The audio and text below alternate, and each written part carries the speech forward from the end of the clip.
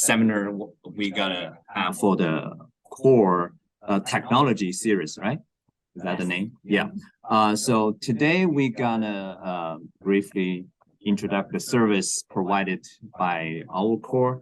Our core is named the Metabolomics Core Facility, and it's actually 2 branches facility. You will see on the following slides. Okay, the name of the presentation is Decoding Cancer Metabolism Using Metabolomics and Genomics. So the purpose of a Metabolomics Core Facility is to support investigators in their research in the study of metabolism and the metabolites in cancer or other diseases, qualitatively or quantitatively. We also do to assist understanding of the mechanisms of particular cancer states and other diseases in the form of metabolites, which could lead to early detection and better treatment of cancer. So here's the structure of the Metabolomics Core Facility. As I said, we have 2 branches. One branch is led by me, called the Metabolomics. The other is led by Dr. I always call you first name, sorry, Hiam. And all these 2 branches is led by Dr. Nav Chandel, who is also the lead for the MOM program at the Cancer Center. MOM states for membrane, organelles, and metabolism. So if you have any metabolism and metabolomics question, either of us, and as well as Dr. Chandel will be the source to go for. So the Metabolomics Core Facility was founded by donation from alumni desks, and this core was founded at June of 2016. In 7 years already. Time flies by. And so the first instrument, LCMS, it's a liquid chromatography mass spectrometry, was installed at the end of that year. And after method optimization, it take a little bit while for us to get the service set it up. So on 2017, sorry. We first start to get the samples in, and Hiam's branch joined us on the February 2021, and at August 2021, we had Seahorse analyzer installed in the core facility as well. So here's the online location of the Metabolomics Core Facility. In case you want to go back to see what's going on for the core, or the following slides I had there, most of the information you can find it at the core webpage. You can just easily Google Metabolomics Core Facility plus Northwestern. You will find this webpage. And also for the new core webpage, this is the main webpage we use to accept PI samples. So the physical location of the Metabolomics Core is at the downtown campus, Olsen, at the 8th floor, 310, and 300. And Hiam will tell you later on which there's physical location. Different building, but still at downtown campus. So what is metabolomics? By definition, metabolomics is the study of chemical process involving metabolites, the small molecules, intermediates, and products of metabolism. It is the systemically study of the unique chemical fingerprints that specific cellular processes leave behind. This is by definition. From the image here use the food as an example. You can see no matter you're taking protein right now and starch right now as well, and fat lipids. And here's the, after the metabolism, we can see this small molecules all involved. And eventually, with all this common pathway, get the energy release, and we've also got the body mass. So this is technology focusing on specific targets, as we can see. So metabolomics, traditionally, metabolomics include lipidomics, but because lipidomics, it's more, focusing on the lipids, which is very specific characteristics. So people more and more separate the two concepts, metabolomics with lipidomics. But from the left side, you can see the metabolomics mostly focus on the hydrophilic small molecules, which is water soluble. Like we can see right here is animal acids and acetyl-CoA and all the stuff in the Krebs cycle, TCA cycle, ATP, ADP, those things. For the lipids, it just says its name, lipidomics. It's focusing on the hydrophobic or lipidophilic. It's more lipid acids and all 8 different groups of lipids. This lipidomic service was recently added to the core. We're still trying to optimize the methods. Okay, so as everybody knows, the omics era, it's happened like the past 2 decades, more and more omics, and everybody try to get a spoon of food from this omics world. So why you have to do metabolomics?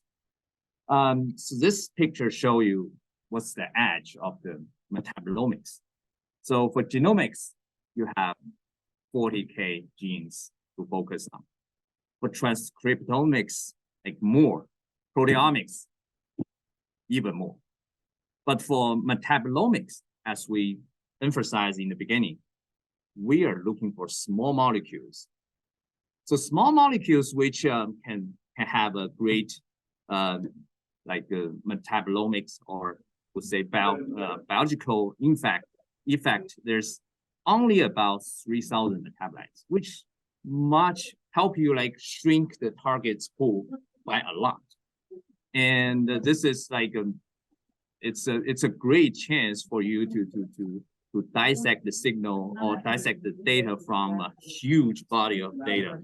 So this is the edge of metabolomics. And actually for Hiam focus on the top part, right? On the metabolomics. So to come to our core, Hiam focus on the source. I'm focusing on the product. So you got the whole 9 yards, this complex. So here's the a brief version of metabolomics workflow. First, you have to do the sample preparation. Currently, for metabolomics, we had samples from bacteria and yeast cells, bioliquids including serum, whole blood, and plasma, and people send us urine samples and some nasal liquid collected from patients. Also, last is the tissue. So by freshly collect them, or if a lot of people like say they collect clinical samples, they don't have the luxury to freshly collect them or freshly process them. You can do flash frozen, putting the liquid nitrogen in -80. So next thing is extraction. Depending on which targets you're interested, you can either use the top 2, which is 80% methanol or 80% acetonitrile, or use the FOCH and MTBE. So the top 2 is for the hydrophilic metabolites. The bottom two is for the lipidomics. Depending on which fraction you are interested, you just get the different fraction and dry them, then bring to the mass spec core facility like us. And for the mass spec part, we're doing this liquid chromatography or gas chromatography, then use the specific ionization method to get the signal. And after we gather the signal here, collect the data with the peak area for specific metabolites, then you can go through data analysis. So data analysis, there's a different part, different methods. Separate them to you can tell. First is the analyze annotation, which means course gonna help you that with each individual metabolites. We're gonna tell you, oh, for this metabolites, they have yield this big of peak area. For the other one, then that's different. So that's the peak area, or we call analyze annotation. We're gonna confirm this peak represents, say, glucose, or that peak represent fructose.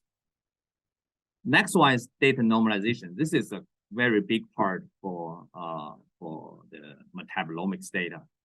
You can either do sample-based. We use the protein amount for sample-based data normalization.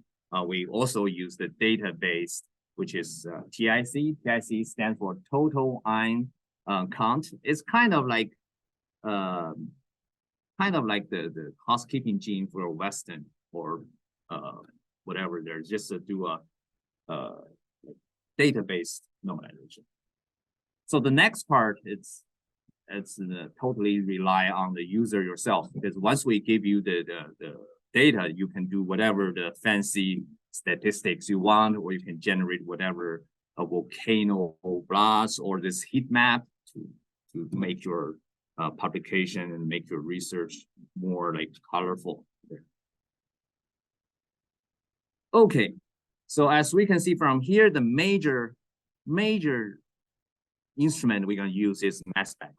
So here's the mass spec my branch had. We use the mass spec coupled with the GCLC IC to quantify small molecule metabolites involved in biological procedures.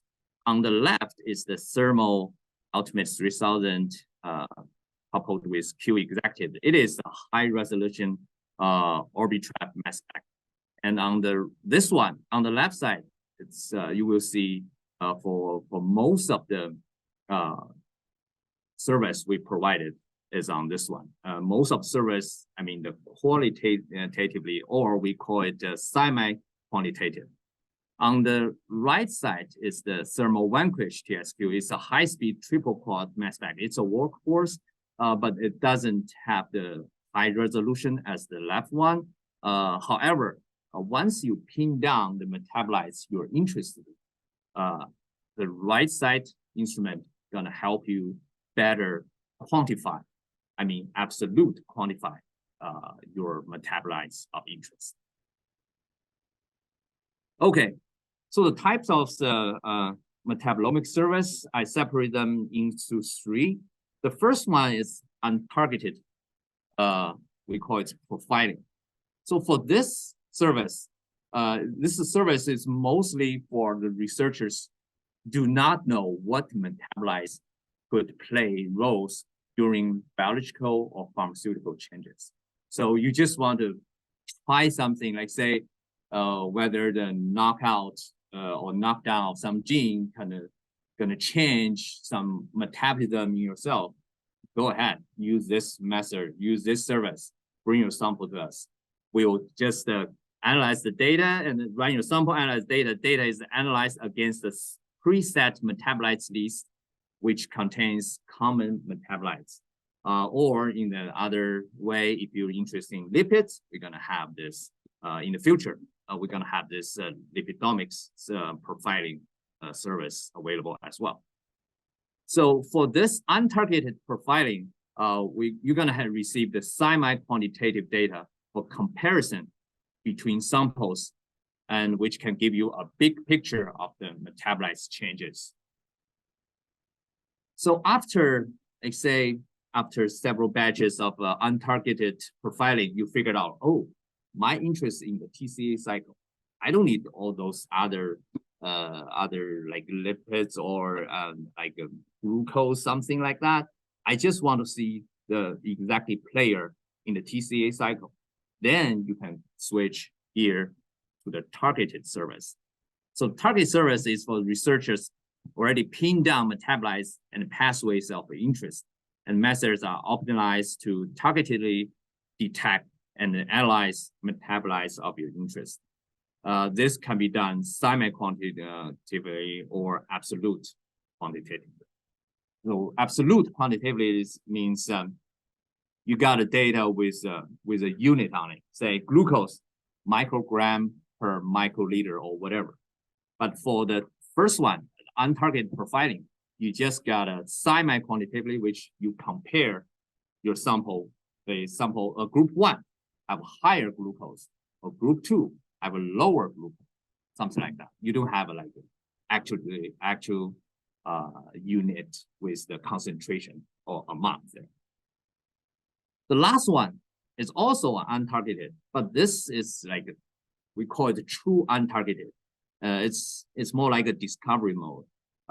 So researchers want to discover those small molecules which has never been reported before. It's more like data mining. We just try to we use the mass spec to collect whatever the content you extract from sample. Then you go to do the data mining to try to find the specific M/Z, which is the mass ratio, the ratio between mass and charge. And most likely for the small molecules, the M/Z equals I wouldn't say equals, it's close to the molecular weight of the molecules you found.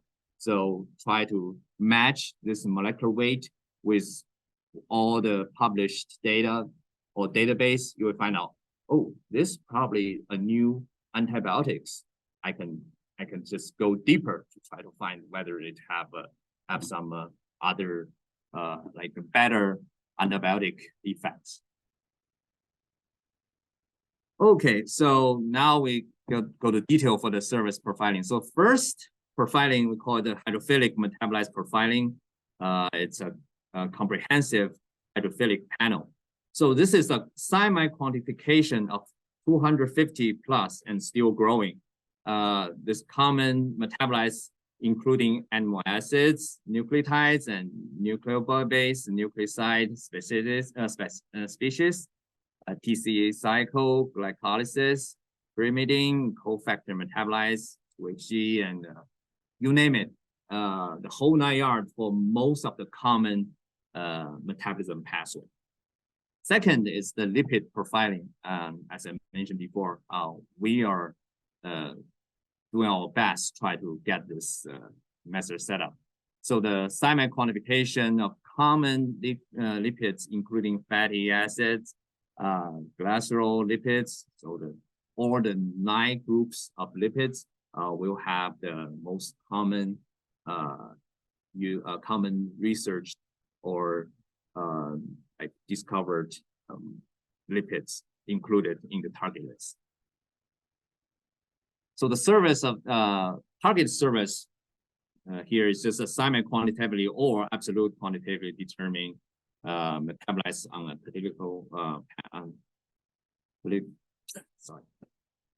particular pathway. And the next one, actually, we count it as a targeted service, but it's sort of like unique. This Fluxomics right now is very common and kind of like a hot button for the metabolomics work. It basically uses a stable isotope such as 13C, 15 nitrogen, or deuterium to label the tracer to semi-quantitatively study the metabolic flux in particular metabolomic pathways. So compared to the profiling, or we call it the steady state, to this Fluxomics. It's kind of like for the steady state, you kind of like try to see how many cars in the parking lot. For the Fluxomics, it's more like you're considering, oh, there's car coming into the parking lot and also car leaving the parking lot. So you want to see the dynamic change for this metabolomics pathway. You want to go to the Fluxomics. So this is I don't want to go too much deeper because this is going to be another hour of discussion. So here's the most people ask me before they really get into the service. So how much sample amount you need to do the metabolomic service? So for the regular service cells, we prefer over 1 million, and bioliquid 50 microliter, for tissues 50 milligram. We can use less sample. However, because of the sample amount drop, there's a whole lot of metabolites. The signal intensity won't reach the detection limitation. So that's why I'm marked here with less metabolites detected. You can certainly use like 10,000 cells or 10 microliter of bioliquids, or even just 5 milligram of tissues.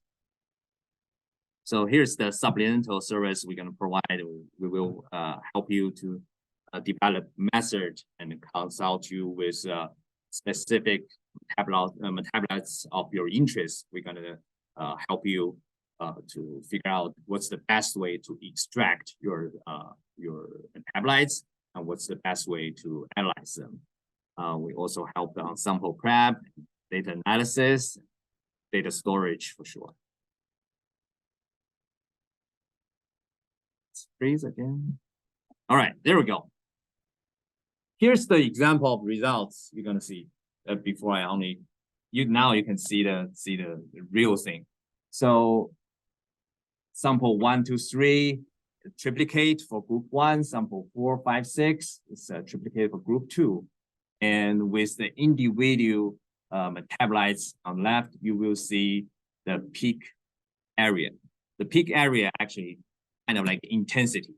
Again, this is semi-quantitatively. So you can compare, say, there's a great example for this one. Aconitic acid, you can see sample 1, 2, 3, it's almost 3 times or 2 times to 3 times compared to sample 4, 5, 6. So this is how we call it semi-quantitatively. So for the targeted thing, which is absolute quantification, say you are interested in this aconitic acid, we're going to use the internal standard, and also we're going to plot a standard curve, just like what you do for the protein assay, BCA assay there. Then we can give you an actual microgram per microliter, the unit of the pure amount there. So here's the, go ahead. You're going to slide, how did you label those metabolites? This is not labeled, this is just native. What's Yeah. the difference? Oh, the black and white, you can see the black is, we confirm it.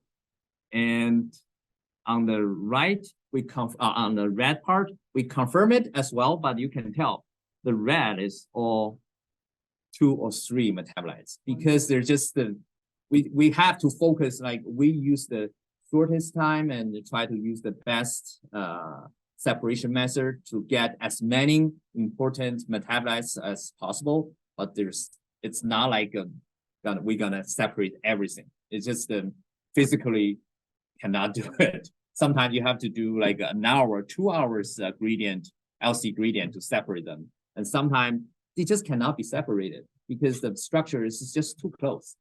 So anyway, good question, actually. Good catch there. Okay, here's the supporting service we can do. Provide suggestion for experimental design, collaborate with PI for projects, and also provide written support for funding applications. The Typical turnaround time is 5 to 10 days after your sample submission. We also provide expedited service if you're facing some deadline or paper publication review, revision. We'll try our best to help you to beat the deadline. And also the email of inquiry will be returned within 24 hours. So here's another actual things you care about. You don't have to look at this table.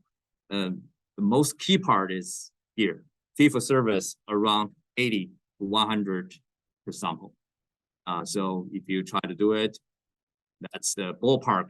You're gonna calculate your budget. And yeah, that's for the untargeted profiling. So with 80 to 100 bucks, you're gonna have around 300 metabolites, just labeled like that. Yeah. So we have another set of instrument called Seahorse Analyzer. This is completely different from the mass spec we talked about at the beginning. This is another major instrument for the metabolism. You can use it to measure the oxygen consumption of live cells. We have two sets. One is the 96 well plate, the other is the 8 well plate. So this two instrument, the service for this two instrument is more like self-guided service. Once you qualified as authorized user, you can book this instrument online through Nucor, and then you're going to use it with minimum interaction with us. For the mass spec part, you just submit sample. We'll do the next. And for this part, you can have the full experience of touching the instrument, using it, break it up, no problem. We're going to fix it. So here's just the usage of a metabolomics branch by PI numbers for the past several years. The take-home message is that we're growing, and more PIs are using us instead, and including more and more external groups.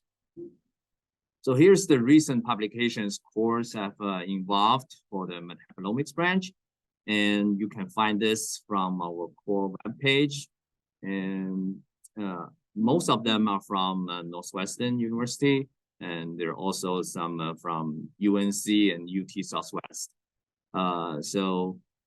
Also you can read them to get a whole lot of information from how to prepare the samples and how to design your fluxomics experiment as well. So for the grant application core has support, we have support a bunch of grant applications. When you ask me whether we can give out discount, we have to think about twice, because there's some, cancer center regulation we have to follow. But if you ask us for LOS, letter of support, go ahead. We're going to give you back within days. So the future plan, we're going to have a new high resolution mass spec. We will hire additional research specialists. For the experiment part, we're going to dissect the profiling panel to provide more diverse targets on specific pathways. We will also have this untargeted. This untargeted means discovery mode. Here's an acknowledgement. First, we have to, we will show our appreciation for the alumni, Mrs. and Mr. Basques, for this great fund to fund us this instrument. But each of the instrument cost $500 million. Sorry, $500,000 there. And also, say thank you to them, to previous and current advisory committees, and also all the administration staffs from Cancer Center and Nucor. Thank you so much. Any question? We're gonna do it now, or we're gonna do a question now? We're gonna do. Okay. Okay.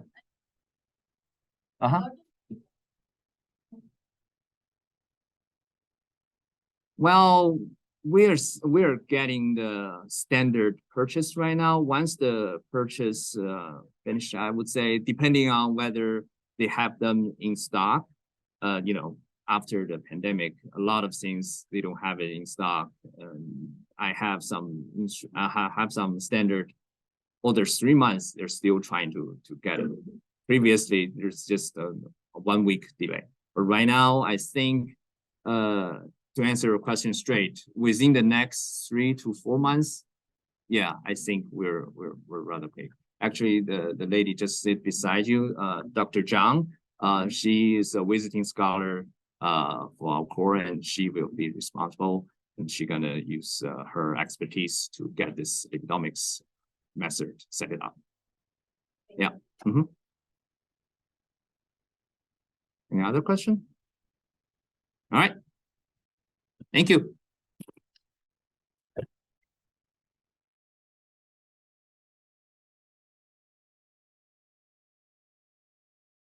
Yeah. You're not down there. Okay. Okay. Thank you. Thank you.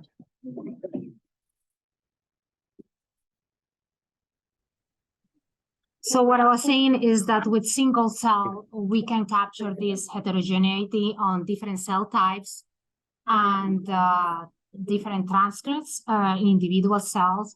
So you're going to be able to look at the composition of a tissue or organ, just not just the different size, but the different types, cell types, but also the transcripts and functions. However, because we need to process those samples in cell suspension, you can imagine you lose all the spatial information of how those cells are in the tissues and how they interact with others. And this is where spatial transcriptomics comes into, because with this technology, you're going to be able to look into the tissue architecture and look at the cell population within the tissue and where they're located. And also you can study the intercellular interactions. You also going to be able to look or to study tissue development and do research into the expression, gene expression, you know, during the development of the tissue or the morphogenesis. And now related to disease, you're going to be able to also look at the tumor heterogeneity, you know, composed of different cells and the microenvironments, which are how the cells interact, and the disease pathogenesis. So the integrative genomics will soon provide, like in the beginning of 2024, will provide spatial multi-omics services. We acquired the COSMIS Spatial Molecular Imager by NanoString, and this was funded by an NIH STEM grant. And we received the instrument like a couple of weeks ago, and we're going through installation and training. I wanted to just, you know, show you how the data would look when we finish all the optimization period. But the COSMIC, in fact, is high sensitivity. It has it's an in situ hybridization technology. Do you know what happened? So up until this point, were you advancing using this or how? Yeah, here now it moves. Okay. Did you guys see that in the beginning when I was talking about the instrument that is arriving? No. So this is the COSMIC, the spatial molecular imager that the core have received and will be training in the next months and optimization. We're gonna do a lot of optimization before we can offer the service in the beginning of 2024. So this is based on the in situ hybridization technology that is proprietary of NanoString. It has a subcellular resolution. You can quantify up to, not quantify, but detect up to 1 million cells per sample. You can load 4 slides per run. This is one of the kind in the market because it can multiplex up to 6,000 different probes to detect the mRNA and 160 proteins. You can use FFP or fresh frozen tissue sections, organoid or cell cultures. and also have a flexible skin area that are around 100 millimeter square. So the slide that I'm going to show you from now on, so you can see the application of the data, how that can be used or manipulated to adjust into your studies. So this data was published in Nature Biotechnology in 2022. And for this, they use non-small cells, lung cancer tissues. And they use an universal or human universal for characterization of RNA of 960 RNA probes. And so if you look at the spatially resolved image, they scan around an area of 20 millimeters square, and they were able to localize around 135,000 cells. And within those, they were able to classify in 18 different types of cells, and even including the 4 subpopulation of T cells. Another data that COSMIC will be able to provide is that since you're going to know the spatial location of the cell, you will be able to have or figure out what is the tissue microenvironment. So COSMIC, what it does is just each cell, it quantifies each cells of the 200 neighbor or closest neighbors to that cell, and partition the data in neighborhoods or niches. As you can see, this is the UMAC projection, but in the spatial resolved cell map, you can see the niches or neighborhood by different colors.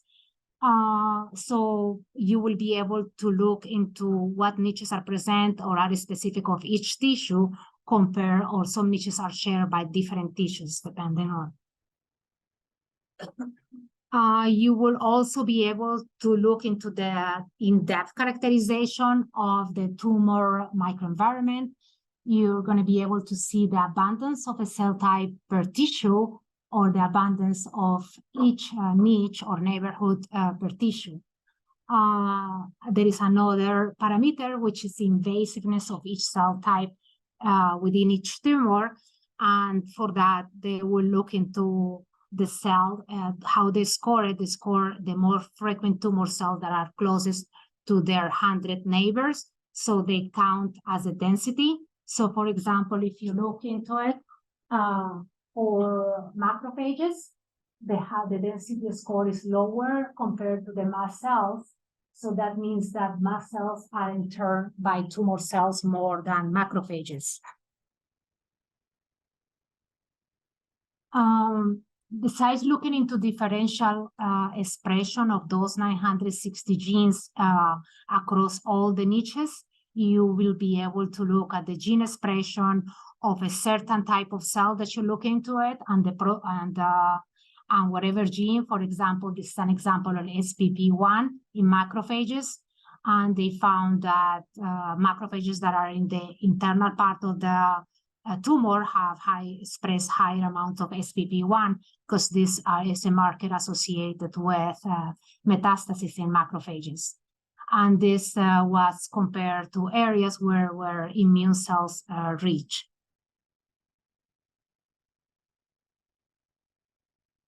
You will be also able to study the ligand receptor expression in a type of cells that are interacting. And this is the panel of 1,000 RNAs include 100 unique ligand receptors. So you will be able to see if there is an enrichment on those ligand receptors pairwise. And what they found is that for cells that were tumor cells interacting with T cells, they found that 16 of these interactions were enriched. So thank you so much. If you have any question, you can email the Metabogenomics or directly to me, and I can tell you more about the services. I thought that I give you an introduction about the spatial. We're very excited that we're going to offer that. Remember that we can do RNA and also proteins, not in the same slide, but in different slides. And we have new services. If you are into CRISPR, screening, what we do is automated library preparation. So you can submit your DNA and we can do a screening and do the library prep for you for 100 samples, if you want. It's an automated thing. We offer all the transcriptomics that you guys might need, just reach out and I will tell you what you need. Okay, thank you. Any questions? Do you have to do region of interest selection on the cosmics? This, excuse me? Oh, yeah, you do have to do image selection. So you do the image selection before when you load your samples. And then, after that, like when the analysis is going on for a couple of days or 3 days, this data is going to be exported to a cloud, which is called Atomics. And in that cloud, you're going to be able to decode and you will be able to analyze and visualize your data. Right.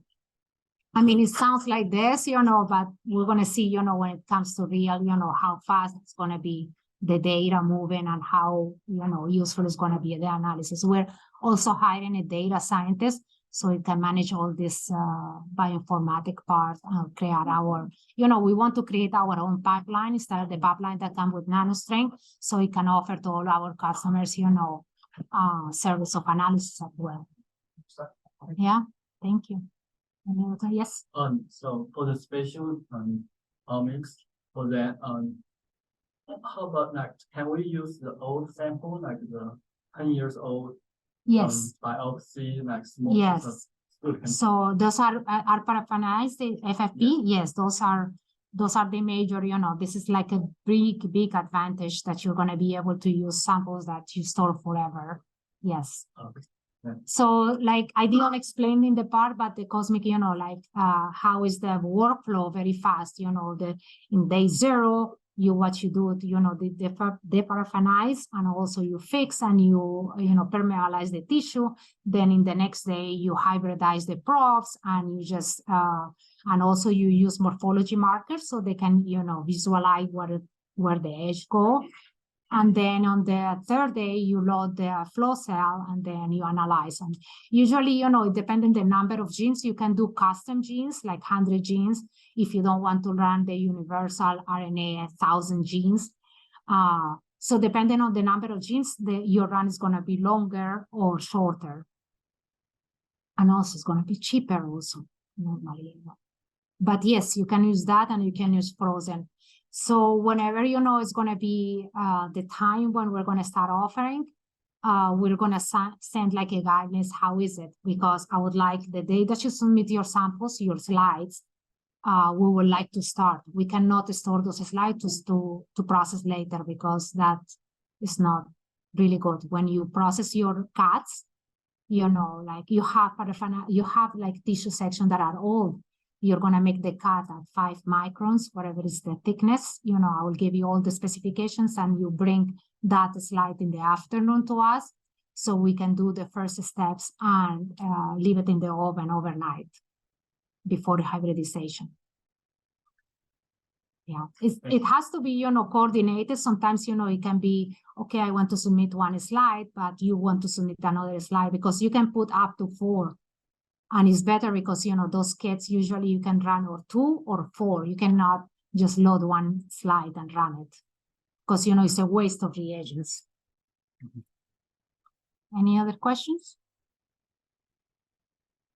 Okay, thank you.